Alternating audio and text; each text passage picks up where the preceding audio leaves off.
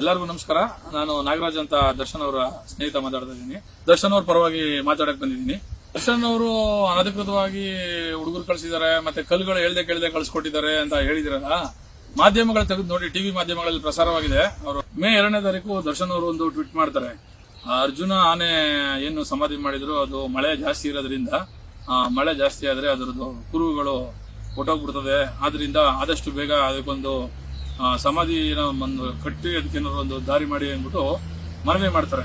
ಮನವಿ ಮಾಡಿ ಒಂದು ಟ್ವೀಟ್ ಮಾಡ್ತಾರೆ. ಅದಾದ್ಮೇಲೆ ಯಾವುದೇ ಸರ್ಕಾರದವರಾಗ್ಲಿ, ಅಧಿಕಾರಿಗಳಾಗ್ಲಿ, ಫಾರೆಸ್ಟ್ ಡಿಪಾರ್ಟ್ಮೆಂಟ್ ಅವರಾಗ್ಲಿ ಯಾವುದೇ ತರದ್ದು ಸ್ಟೆಪ್ ತಗೊಳ್ಳಿಲ್ಲ. ಒಂದು 5 ದಿವಸ ಬಿಟ್ಟು, ಅಂದ್ರೆ 7ನೇ ತಾರೀಕು ಈ ಮಾವುತ ವಿನು ಅಂತ, ಅರ್ಜುನನ್ ಮಾವುತ ವಿನು ಅಂತ ಅವರು ಮತ್ತೆ ಹುಡುಗರು ತಂಡ ಹೋಗಿ ರಿಕ್ವೆಸ್ಟ್ ಮಾಡ್ತಾರೆ. ಒಂದು ASF ಅವ್ರಿಗೆ ರಿಕ್ವೆಸ್ಟ್ ಮಾಡ್ತಾರೆ. ಏನಂತ, ಸರ್ ಅರ್ಜುನ ಈ ತರ ಸಮಾಧಿ ಮಾಡಬೇಕು, ಅದಕ್ಕೆ ನೀವು ಅವಕಾಶ ಕೊಡಬೇಕು, ಅನುಮತಿ ಕೊಡಬೇಕು ಅಂತ ಒಂದು ರಿಕ್ವಿಸಿಷನ್ ಕೊಡ್ತಾರೆ, ಒಂದು ಲೆಟರ್.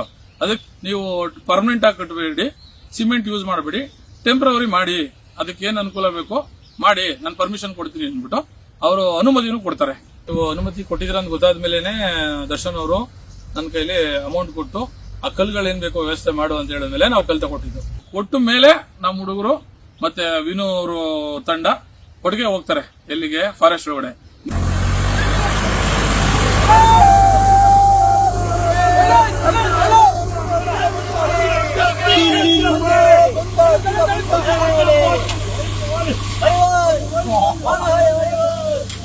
ಅಭಿಮಾನಿಗಳು ಅವ್ರಿಗೆ ಬಂದು ಅವರು ಅಲ್ಲಿ ಅದನ್ನ ಸ್ಮಾರಕ ಮಾಡಬೇಕು ಅಂದ್ಬಿಟ್ಟು ಅಗದು ಅಲ್ಲೇನು ಆ ಕಲ್ಲು ಕೂರ್ಸಕ್ಕೆ ಎಷ್ಟು ಆಗಿಬೇಕಾಯ್ತು ಅದನ್ನ ಅಗದು ಕೆಲಸ ಸ್ಟಾರ್ಟ್ ಮಾಡೋದಾದ್ಮೇಲೆ ನೀವು ಬಂದು RF ಅವರು ಮಾಡಬೇಡಿ ನಿಲ್ಸಿ ಅಂತ ತಡೆದಿದ್ದೀರಾ.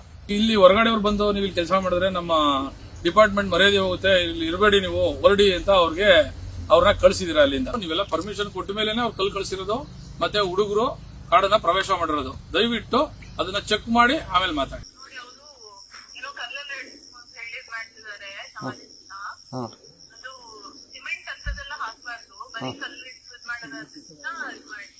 ಅದೇ ಸರ್, ಅವತ್ತು ಕಲ್ಲಾಕ್ತಿವಿ ಅಂತ ಪರ್ಮಿಷನ್ ಕೇಳಿದಕ್ಕೆ ಬಂದು ಕೇಳಿದ ನಿಮ್ಮ ಹತ್ರ. ಹಾಕಳಿ ಪರವಾಗಿಲ್ಲ ಅಂತ ನೀವು ಹೇಳಿದ್ರಿ. RF ಸಾಹೇಬ್ರ ಜೊತೆ ಮಾತಾಡಿದ. ಅವ್ರಂದ್ರು ಸಿಮೆಂಟ್ ಯೂಸ್ ಮಾಡ್ಬಿಡಿ, ಕಲ್ಲು ಹಾಕಳಿ ಅಂತ ಹೇಳಿದ್ರು. ಇವತ್ತು ಕಲ್ಲು ತಗೊಂಡ್ಬಂದಿದೀವಿ ಸರ್. ಇಲ್ಲಿ ಪ್ರದೀಪ್ ಸರ್ ಅಂದ್ರು, ಹೆಂಗ್ ಯಾರು ಕೇಳ್ಕೊ ಬಂದ್ರಿ ನೀವು ಅಂತ ಕೇಳಿದ್ರು. RF ಸಾಹೇಬ್ಗೆ ಫೋನ್ ಮಾಡಿ ಕೊಟ್ರು. ನಮ್ಗೇನು ಹೇಳಿಲ್ಲ, ನಾನು ಹೇಳಿಲ್ಲ ಅಂತ ಈಗ ಅವರು ಇದು ಮಾಡ್ತಾವ್ರೆ. ASF ಸಾಹೇಬ್ರ ಜೊತೆ ಮಾತಾಡಿ ನೀವು ಅಂತ ನಮ್ಗೆ ಹೇಳಿದ್ರು. ಅದಕ್ಕೆ ನಿಮ್ಗೆ ಕಾಲ್ ಮಾಡಿದ್ರು.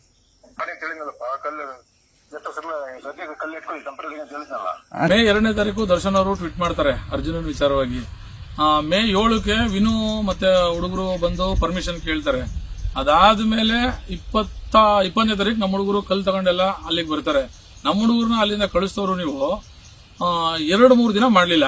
2 ದಿನ ಆದ್ಮೇಲೆ 3ನೇ ದಿನಕ್ಕೆ ಮಾಡಿದಿರಾ. ನಾವು ಯಾವಾಗ ವಿಡಿಯೋ ಹಾಕಿದ್ವಿ ತರಾತುರಿಲಿ ಮಾಡಿದಿರಾ, ನಿಮ್ಮ ಡಿಪಾರ್ಟ್ಮೆಂಟ್ ಮರ್ಯಾದೆ ಹೋಗುತ್ತೆ ಅಂತ. 23 ದಿನ ಅಲ್ಲೇ ತನಕ ಏನ್ ಮಾಡ್ತಿದ್ರಿ? ಫೋನ್ ಪೇ ಮಾಡಿ ಅವ್ರ ಪೇಮೆಂಟ್ 30,000 ರೂಪಾಯಿ ಕೇಳಿದ್ರು.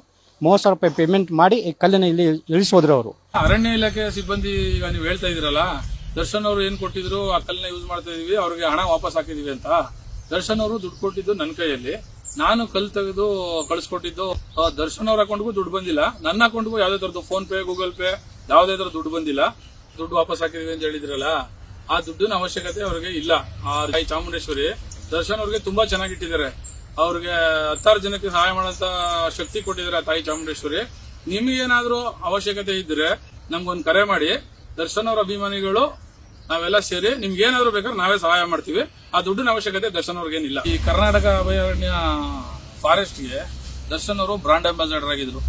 ಮಲೆ ಮಹದೇಶ್ವರನ ಬೆಟ್ಟದಲ್ಲಿ ಆಂಟಿ ಪೋಚಿಂಗ್ ಕ್ಯಾಂಪ್ ಸಿಬ್ಬಂದಿ ಅವರು ಸ್ವಲ್ಪ ಕಷ್ಟ, ನಮಗೆ ಈ ತರ ಸಂಬಳ ಗಿಂಬಳಗಳೆಲ್ಲ ಕಡಿಮೆ, ತೊಂದರೆಲಿದ್ದೀವಿ ಅಂತ ಹೇಳ್ಕೊಂಡ ತಕ್ಷಣ ಲಕ್ಷಾಂತರ ರೂಪಾಯಿ ಸಹಾಯ ಮಾಡಿದ್ರು. ಝೂಗೆ ಯಾರು ಬರ್ತಾ ಇಲ್ಲ ನೋಡಕ್ಕೆ, ಹೊರಗಡೆಯಿಂದ ಬರ್ತಿದ್ದವರೆಲ್ಲ ಯಾರು ಬರ್ತಾ ಇಲ್ಲ. ಮತ್ತೆ ಝೂನು ಲಾಕ್ಡೌನ್ ಅಲ್ಲಿ ಕ್ಲೋಸ್ ಆಗಿದೆ. ಈ ತರ ತೊಂದರೆ ಇದೆ ಅಂದ ತಕ್ಷಣ ಬಂದು ಖುದ್ದಾಗಿ ಅವರೇ ಒಂದು ವಿಡಿಯೋ ಮಾಡಿ ಅವರ ಪೇಜ್ ಅಲ್ಲಿ ಒಂದು ಟ್ವೀಟ್ ಮಾಡಿ ಎಲ್ಲ ರಿಕ್ವೆಸ್ಟ್ ಮಾಡಿದ್ರು.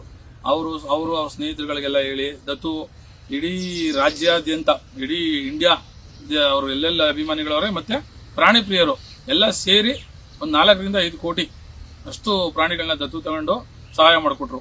ಬಂಡೀಪುರದಲ್ಲಿ ಅಭಯಾರಣ್ಯ ಸುಟ್ಟು ಆಕಸ್ಮಿಕವಾಗಿ ಬೆಂಕಿ ಅನಾಹುತಕ್ಕೆ ಅವಘಡ ಆಗಿತ್ತು. ಕಷ್ಟಪಟ್ಟು ತಿಂಗಳಾನ್ಗಟ್ಲೆ, ವರ್ಷಾನ್ಗಟ್ಲೆ ಫೋಟೋಗ್ರಫಿ ಮಾಡಿದ್ರು. ಒಂದು ಪ್ರದರ್ಶನಕ್ಕೆ ಅಂತ ಇಟ್ಟರು, ಅದನ್ನ ಎಕ್ಸಿಬಿಷನ್ ಮಾಡಿ ಅದರಿಂದ ಬಂದಂತ ದುಡ್ಡು ಒಂದು ಫೋಟೋಗೆ 500 ರೂಪಾಯಿ, 1000 ರೂಪಾಯಿ, 2000 ರೂಪಾಯಿ ಅಂತ ಇಟ್ಟು ಅದರಿಂದ ಬಂದಂತ ಆದಾಯದ ದುಡ್ಡು 9.5 ಲಕ್ಷ, 9,70,000 ರೂಪಾಯಿ ತನಕ ಬಂತು. ಅದರಲ್ಲೂ ಬಂಡೀಪುರ ಅಭಯಾರಣ್ಯಕ್ಕೆ ಆ ಸಿಬ್ಬಂದಿ ವರ್ಗದವ್ರಿಗೇನೆ ಕೊಟ್ಟರು ಆ ದುಡ್ಡು, ಅದನ್ನು 1 ರೂಪಾಯಿ ಅವ್ರು ಇಟ್ಕೊಳ್ಳಿಲ್ಲ. ಅವಮಾನ ಮಾಡಿ ನೀವು ಅವ್ರನ್ನ ಇವತ್ತು ಅವ್ರಿಂದ ಅಭಯಾರಣ್ಯಕ್ಕೆ ಏನೇನ್ ಬೇಕೋ ಅನುಕೂಲತೆ ಎಲ್ಲ ಪಡಿತೀರಾ ಅವ್ರ ಕಡೆಯಿಂದ. ಆದ್ರೆ ಈ ತರ ನಾವು ಒಂದು ಒಳ್ಳೆ ಕೆಲಸ ಮಾಡ್ಬೇಕು ಅಂತ ಬಂದಾಗ ಅವಮಾನ ಮಾಡಿ ಕಳಿಸ್ತೀರಾ. ಅರ್ಜುನನ್ ಸಮಾಧಿ ಕೆಲಸ ನಡೆಸಿದ್ದು ಆ ಗ್ರಾಮಸ್ಥರು ಮತ್ತೆ ಹುಡುಗರುಗಳು ಎಷ್ಟು ಕಷ್ಟಪಟ್ಟು ಆ ಸಮಾಧಿಗೆ ಏನೇನು ಕಷ್ಟಪಟ್ಟು ಏನೇನು ಮಾಡಿ ಓಡಾಡಿದ್ರು. ಅವರು ಕಷ್ಟಪಟ್ಟು ಮಾಡಿದ್ಕೆ ನೀವು ಲಾಸ್ಟ್ ಅಲ್ಲಿ JCB ತಂದು ಅದಕ್ಕೆ ಫೋರ್ಸ್ ಕೊಟ್ಟಿದ್ದೀರಾ. ದೇವರು ತುಂಬಾ ಚೆನ್ನಾಗಿಟ್ಟಲ್ಲಿ ತುಂಬಾ ಒಳ್ಳೇದು ಮಾಡಿ.